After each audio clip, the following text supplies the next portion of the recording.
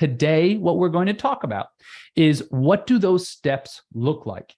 And has anyone ever heard a begin with the end in mind, right? Has anyone ever heard that? Type end in the chat if you guys have ever heard that, right? Begin with the end in mind, right? That's what we're going to be doing today. We're going to begin with the end in mind.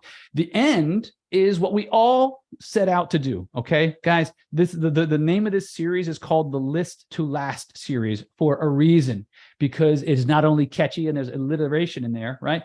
But it also is true. You need to be a listing agent if you want to make the most amount of money in this business. I know people that do tons of lease work and don't make nearly the amount of money as people that do a good handful, 8, 10, maybe 12 transactions on the sales side a year. Okay, you can do dozens of recordings of transactions, but without really moving the needle a little bit. It's so funny. I'm going to share this with you guys, right? I was going through some old stuff on like an old iPhone, right? And I found a picture of of when I was just doing only leasing and I was just getting started in the business, right? At least, so I found this one. Where did it go? Oh yeah, here we go. Okay. I had three. I don't know if you guys can see this. Okay, this was 3 lease deals I did, guys. When I was banging on doors, okay, I did 12 deals my first year. I don't know how well you can see that, right? But they were 806. This is my commission after a 40% split paid to the brokerage I was at. $866.67, $224.64, and $144.70. For a grand total of $1,336.01. Guys, that was 3 lease deals I did. Okay. When they tell you to just go on and knock on doors, I promise you guys, it's not the way you're going to make the money that you want. You're going to be leaving money on the table if you don't know how to deal with sellers, right? And specifically how to take listings. So guys, type 1 in the chat if you guys are fired up, ready to take listings, ready to learn the process, okay? Because it's going to be a 3-part series. We're going to begin with the end in mind. Olga's with me, end. Zanetta's with me, Jen. Timothy's with me, end. Okay, cool. We're going to begin with the end in mind, and we're going to work our way backwards, okay? Because once you have a framework to work upon, then it's just one rung, then the next rung, then the next rung. Does that make sense, guys? Hands up if that makes sense. Alexa, David, Gio, right? Jared. Guys, by the way, let's see those beautiful faces. Come on. Come on, I'm going to call you out.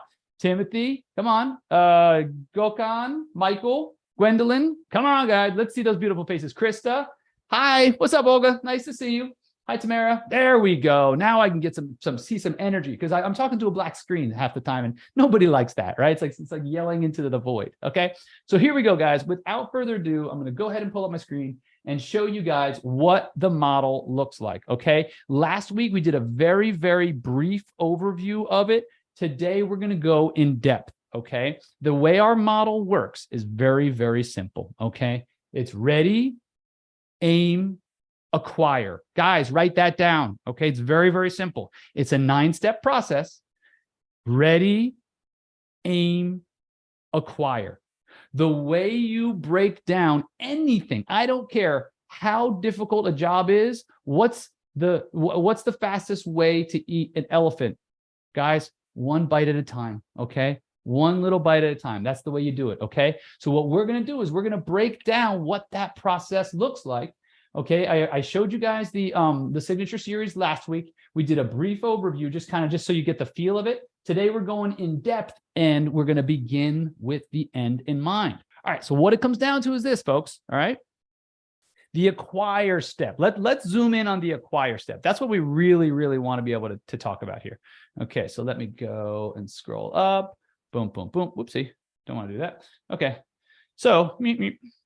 Okay, so guys, what we're talking about here is the acquire step, right?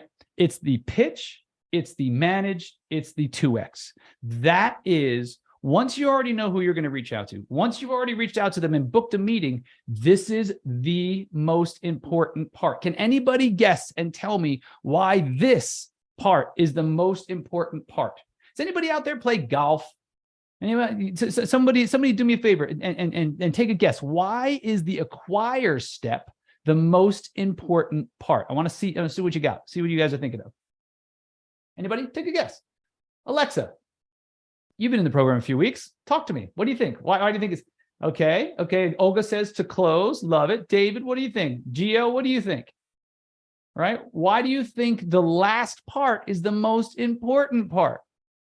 Take a guess. Take a guess. Anybody? You're face to face. Yep. Toes to toes, nose to nose. Love it. Yep. Exactly. Guys, this is a contact sport. I don't know what anyone ever told you. You got to be out there shaking hands and kissing babies. You know, the more hands you shake, the more money you make. It's literally that simple. This is the section when you are actually dealing with the client. This is where deals are either made or lost. You can make a whole bunch of mistakes up to this point, but if you bungle the acquire section, you're going to be going home empty-handed, okay? Right? So what does that look like? The first step is pitch, right? P-I-T-C-H. Now, it's an overused term, right? But what we show you in the pitch step is very, very simple. How many of you have ever been on a listing presentation? Okay, for those of you beautiful faces that have your cameras on and said, you know what? I just want to have an organic conversation. I don't want to feel like a salesperson. I don't want to feel corny. I don't want to feel like I'm pressuring them. Have you guys ever felt that? Right? I absolutely have. Okay, you get in front of somebody and you don't want to come across too heavy-handed. You just want to make it feel organic. Guys, that's great, but you'll be going home empty-handed if you just feel like you're just going to shoot from the hip and have an organic conversation. Why? Because you need to lead the conversation. Think of it this way, folks. When you are in a listing presentation, okay, or what I like to call the listing conversation, who is in more control, the owner or the agent? Type it right now, okay? Owner or agent. Who do you think is in more control, guys? Right? Who's in more control in the listing presentation? This is an interesting point. It's a very important point that you guys need to understand. What do we got? Okay, Todd says the agent. Olga says the owner. Greg says whoever asked the better questions. Greg, I like it, buddy. Man, it's your reason reading my mind. Alicia says the agent. Jarrett says the agent. Okay. To Greg's point, the person that is in control. Okay, naturally, let's take everything else aside. Naturally, you are asking for business from this person, and this person owns this building. And let's just say it's an income-producing property, right? This person is getting money on the first of every month. They own the property. Maybe they own it outright. Maybe they're just chilling and grilling, guys. Like they are what we call like fat, dumb, and happy. They're fine. Everything is fine. You are there trying to figure out why they would want to sell so that you can help them solve a problem, right? Okay. The thing is, guys, what you need to understand is that you're already a little bit at a disadvantage. Why? Because you're asking for something from them. You're asking for a piece of business. So to Greg's point, the person that's in control is the person who's the one who's asking the questions. How many of you ever been pulled over by the police? Type a 1 in the chat. You ever been pulled over by the popo, right? Yes, Alexa. Wow, that was quick. Love it. Who else has been pulled over by police? Olga has, Greg has, David. Okay, all right, myself included. All right, I've gotten moving violation before. The point is, folks, who's asking the questions? You or the officer? Right? The officer. And if you ever try to challenge an officer, you ever watch that show Cops? What do they say? I'm the one asking the questions, right? Why? Because they're maintaining control of the interaction, okay? Now, you can't do it as overtly as police do because they are in a very obvious position and they get to ask all the questions. But when you're not in the same power dynamic, right, you have to be able to craft the conversation so that you can reveal 3 important things, okay? There's 3 kind of points that you need to hit on your listing. People call it a presentation. Presentation to me sounds like it's one directional, okay? Right? Does that sound like that to you guys? When I present, I'm showing you, I'm jazz hands, ta-da, right? No. What we're doing is we're having a conversation, but we are leading the conversation. Does anybody know what the term alpha means? Alpha means leader of the pack. You want to be alpha, right? You want to be leading the conversation. You just can't shoot the breeze, guys. You're going to come home without a listing present or without a listing agreement signed, right? So the point is, you lead the conversation with a 3-point kind of framework, right? Number 1, You have to ask questions to reveal the motivations of the seller. Guys, write this down, okay? No pain, no sale. Say it again. No pain, no sale. All right, that's an old statement from Sandler training, right? It was doing this stuff in the 60s, 50 years ago, right? 60 years ago. The point is, you cannot pull somebody away from a property that they're in love with. There has to be some pain. They have to be in a little bit of quicksand, right? Do you think that if someone had fallen off their bike and their elbow is all scraped up and their knees are scraped up and they got a big gash across their stomach, if you drove by and said to them, hey, can I get you a Band-Aid? They're going to be like, no, I'm going to wait for the next guy. No. Why? If they're bleeding on the side of the road, folks, guess what? They're in pain, they're in need, okay? Versus the person sitting on a park bench in the shade eating ice cream, guess what? If you're like, hey, can I get you a Band-Aid? They're going to be like, no, weirdo, get out of here, right? So you need to figure out what the pain is, okay? Ask them. And now, okay, I'm going to give you one little goodie, guys. And if you use this and make $1 million, just throw a little bit my way, okay? When you go to a listing presentation, one of the things I love to do is say something that's not in my best interest. And I'm just going to give you one little tidbit. Mr. Smith, this is a really great property. Just out of curiosity, like, why do you want to sell it anyway? If Mr. Smith is in love with his property, he's like, yeah, I don't think I'm going to. Case closed, end of discussion.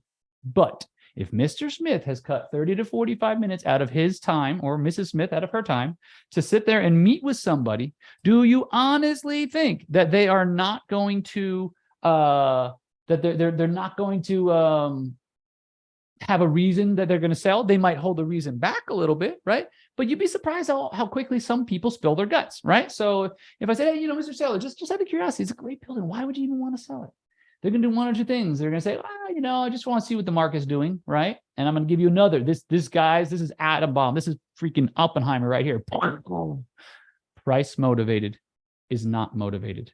How many of you have ever typed a 1 in the chat? Type an exclamation point, right? We want an atom bomb on this one, right? If you try to convince somebody over price, you are fighting the wrong battle. Forget it. You're wasting your time. Go find someone who's bleeding on the side of the road, okay? Now, it's not always as overt when someone's bleeding on the side of the road, right? It might be a skinned knee, right? You might have a little chafing because they've been, driving their bike too much. They might be a little sweaty. They might be a little dehydrated. It's not as obvious as their guts are hanging out, but you need to know how to look for pain. What you say is, great property. Is there anything you change about it if you could, right? And what that's going to do is that's going to open up an entire pain conversation, okay? So step 1 of any listing presentation, number 1, you have to reveal their motivation. People do not do anything unless motivated. You do not get off the couch unless you're motivated, right? Unless you're hungry, you got to go to the bathroom, you got to go to work, your baby's crying, your cat, litter needs changed, whatever. You with me, guys? People work out of motivation. They only are going to do something, especially something as complex as a commercial real estate transaction and signing a legally binding agreement to sell a property, unless they have proper motivation. Does that make sense, guys? Right? Type yes in the chat right now if I'm making sense. Is this making sense to you guys? Step number 1, you have to reveal their motivations. Guys, without motivation, you're wasting your time. If someone says to you, oh, yeah, just give me $2 million and I'll sell it. Guys, I've been fed that line of bullshit before, right? You know what it winds up? You go out, you make 200 phone calls, you find a buyer that's going to sell it at $2 million, and guess what happens? In their mind, that was kind of easy. I think I want 2.1. I think maybe 2.150. Guys, price motivated is not motivated. You guys with me? Okay, with me so far? You tracking? Yeah. Okay, cool. Next thing you need to understand during your listing conversation is you need to let them know that you know what you're talking about, right? Unless we are judged not by the statements that we make, but by the questions that we ask. Does that make sense? Right? Type a question mark. We are not judged by the statements that we make, because most people don't believe what we're talking about, right? Like they think, oh, this guy, he's just got commission breath. He's just trying to, trying to just talk me into a listing. They're very, very weary. But when you're asking questions, right? You ask enough questions, they're going to understand that you understand exactly what's going on, right? So I would highly recommend in advance, right? Okay, guys, this is a really, really good one, okay? We get rewarded in public for what we work on in private, okay? So Todd, yes, asking the right questions is what I'm saying, exactly. But more importantly, sometimes you'll ask a question, not because you necessarily need the answer, right? They're helpful, but ask a question to let them know that you have a serious depth of knowledge in this, right? Okay. So it's very, very important. So have you guys ever had anyone ask you a question and immediately it springs off? You're like, damn, this guy knows his stuff, right? You ever been asked that? Like, you ever been like, brought your car to the mechanic and he asked you, is it like a shimmy or is it a jiggle? Is it a ding dong or a wonk wonk, right? You're like, wow, this, yeah, I don't know, but I know this guy knows what he's talking about just by the questions that are asked, right? So the fastest way, guys, for you to show that you know what you're talking about is craft thoughtful, insightful questions that will not only further your cause, but will let them know that you know what you're talking about. Does that make sense, folks? Right? Okay, type a 1 in the chat. Come on. Let me know if you're tracking with me. Okay, Braden's with me. Braden, we're eye to eye, buddy. Right? By the way, Braden, 6 months in the program, absolutely freaking crushing it, right? Just took down, I think he got like 6 things under contract in the last 30 days, I want to say. Is that right, Braden? Yeah, yep. Type in how many listings you got in the last 30 days and how many of you got under contract. Just type that. Guys, this stuff works. Why? 6 months ago, Braden didn't know all the things that he knows today. And with the new skill set, he's able to now take listings at will, okay? People look at him differently because he has a new skill set that he is slaying it with, okay, guys? So the third part about what we have in our duty in the listing conversation is you need to bring the correct data, okay? Brokers will tell stories, but Mr. Smith, the numbers, they'll never lie to you. 1 and 1 is always going to be equal to. Okay, guys? So just remember, you need to prove to them, you need to bring the proper data so that they understand pricing. And then also people just think everything is pricing. Terms, the amount of time it takes for a property to sell. If I said to you, if I said, Tim, I want you to drive me from Atlanta to LA, and I'm going to give you $10 million if you can get me there by car in 10 hours. Would you take it? Or would you think it's a waste of your gas, right? The point of the story is, guys, if you don't have the right terms, you can have the right price. Yeah, sure, $10 million. Heck yeah, I'll drive you. But if you don't have the right amount of time to execute said request, you're wasting your time and your gas. Okay. Bottom line, guys, the same exact thing goes in brokerage. Okay. So you need to, number one, to review pitch, right? We need, number one, we need to understand, right, that what their motivation is. An unmotivated seller does not sell, and price motivated is not motivated. I'm giving you gold after gold after gold. Guys, this stuff took me years to figure out. Many, many times banging my head against the wall, right? Please take what I have learned and use it immediately. Okay. Number two, you need to let them know that you know what you're talking about. Craft 8 or 10 questions, guys, and you sprinkle them into the conversation. They're gonna be like, wow, this guy or gal, they're on top of their business, right? And number three is you have to bring the right data so that not only are you convincing them, but the numbers. Have you ever asked a question and someone points to a sign? Type the word sign in the chat. If you've ever been like, I don't know, at a deli, right? And then someone just like, can't you see the sign? You know, like, hey, do you have a public bathroom here? And they point to the sign, right? Braden says, Mike is messed up, but I have 12 now. The portfolio mentioned is through 2 sellers, but 6 properties total, all contracted within 40 days. Christian's advice about distressed properties really spoke to me. I love it. I just happen to love working those. Guys, the grass is green where you water it, right? Braden really sunk his teeth in. We were talking before, and he likes to those properties that are a little bit more difficult to sell. He likes a challenge, you know, and that's why, you know, he got 6 properties contracted in 40 days, guys, right? So, guys, that's the first step. That's the pitch part, okay? The next thing is, once you get the listing, write this down, folks, okay? Write the word hope in the chat right this second. HOPE. Let's see who can do it first. Come on. Who's with me? Gio, David, Braden, Laura, Hope. David's with me. Todd's with me. Alexa's with me. Ricardo, Jared, let's get those fingers going, guys. Why? Not because I like to play Simon Says, because the more you do this, the more it anchors into your brain. The more you're focused on what I'm telling you, the more likely you are to take something and implement it tomorrow. There we go. Yes. Zanetta, Latoya, Victor, love it, love it, love it. Guys, hope is not a business plan. You do not, no matter how strong your faith is, right? No matter who you believe in, what you believe in, you do not put a property on the market and just pray that somebody's going to buy it, okay? There's what we call the greater fool theory. Some people think you just put a property on the market and a fool greater than their client is going to buy it at a higher price. It has to make sense. You also have to be strategic about what it is you are selling, right? You have to make sure you're putting it in front of the right people. Have you developed, a database of people that own similar properties to that? Are you spending the money? I can't tell you how many times, guys, right? Perfect example. One of my students today, Missy might be on today. She was saying how she had a listing. She put it on LoopNet. She put it on at 3 p.m. And within an hour and a half, she had 3 phone calls on it. Why? She paid $100 to put it onto like a slightly higher level. The previous agent might not have done that, guys. But in 90 minutes, she got 3 phone calls. Alexa said same last week. Yeah, guys. It's amazing. You put these properties, if you're strategic and intentional about the way you manage your listings, because listen, you could give the same 10 listings to 2 different brokers, and the one that's a better deal manager is going to make way more money and close a much higher percentage. Type manager in the chat, guys, right? If you want to learn proper deal management.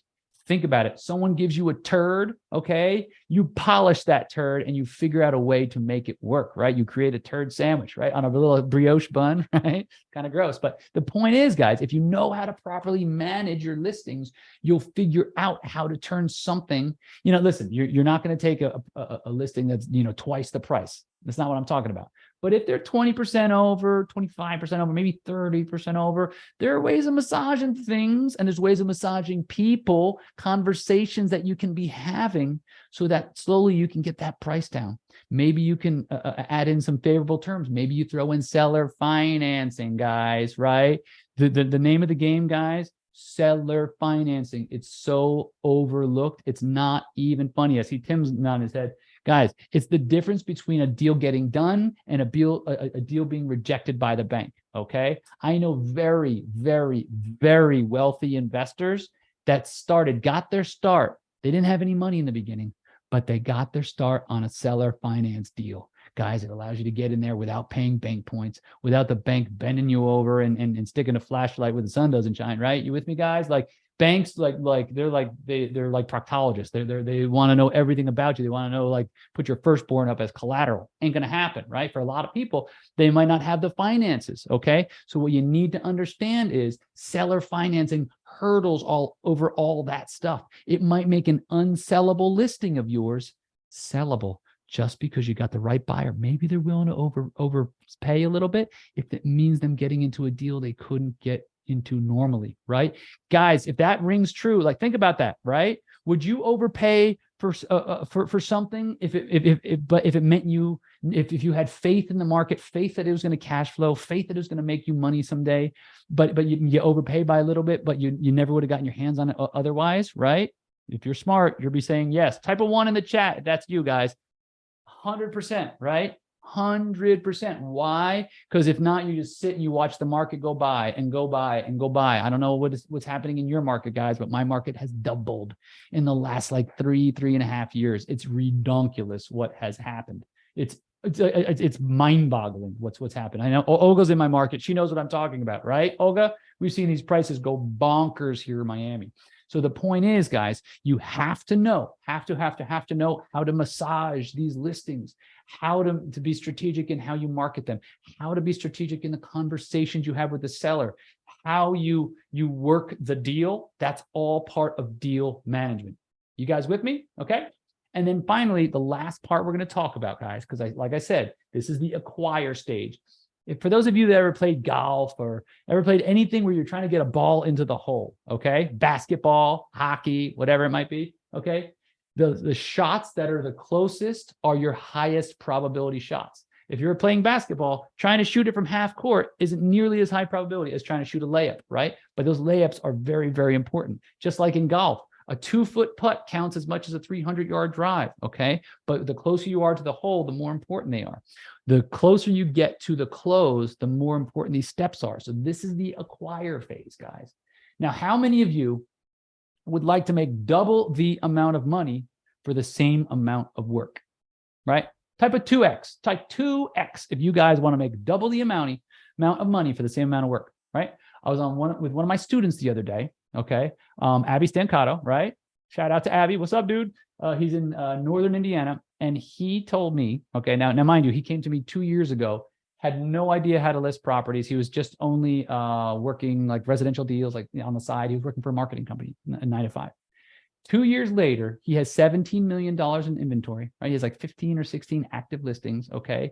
And he double ends, he 2X's 40% of the deals he closes. Guys, do you think Abby is a happy boy? Do you think he cracked a code, right? The point is, folks, when you can learn how to harness and be intentional about, like most people just throw the property on the market and just like, you know, like I said before, hope and pray, right? The smart broker knows that you can put in 10 or maybe 20% more effort and make 2 times the commission. So if you guys want to learn that, you need to be strategic. You need to have a game plan and create assets vis-a-vis a database, right? Knowing who the usual suspects are, because in commercial, guys, they do it, they buy over and over and over again. Most people, for those of you on the residential side, you've heard this stat before. Most people buy a house between every 7 and 10 years, right? Raise your hand if you've heard that, right? Okay. The cool thing about commercial, guys, is when you're selling to investors, what do they get the first of every month? They get money. What do they wind up doing with that money? They were looking for more investments. So they're constantly looking for more investments. So if you have something that meets their investment criteria, does it make sense that you're going to go and put that in front of them? And chances are, if it makes sense, they'll figure out a way to buy it. Why? Because they have properties they can leverage, they can mortgage, they can get refis, all this stuff. You with me, folks? So the point I want to make to you guys, all right? Okay, I'm going to do a little illustration. Who is the most likely to wear to buy women's shoes that are over $500 a pair, that are size 6? Type that in the chat. Who's the most likely person? Women's shoes, size 6, over $500. Sounds very specific, doesn't it? Right? Who's the most likely person to buy those? Right? Let's see what we got. Come on, this is gonna be a good one. Somebody that already buys them. Exactly.